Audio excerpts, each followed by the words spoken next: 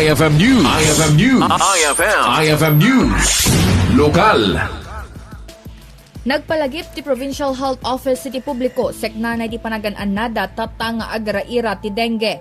Dito'y nga ingunam-gunam ni Dr. Rickson Balalio, Provincial Health Officer, agtalinaad nga vigilante kanitultuloy ti panangipakat ti 5S wenno ti search and destroy mosquito sites, self-protection measure, seek early consultation, support fogging, can sustain hydration.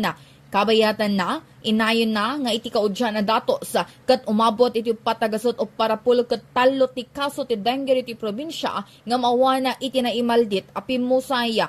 May naig iti raytoy got-gotigoton na ti Provincial Health Office ti publiko nga dalusan na dagiti lugar a posible a pagyanan dagiti lamok kan agtalinaad a nasalunat tapno mailiklik iti sakit a dengue. Inay na nga numakadlaw karay di simptomas kat insigida nga agpakonsulta iti kaasagana nga Rural Health Unit wenno iti doktora. Para iti IFM News, Idol Bernadette Toledo, Tatak, IFM. IFM News. IFM News. IFM News. Lokal.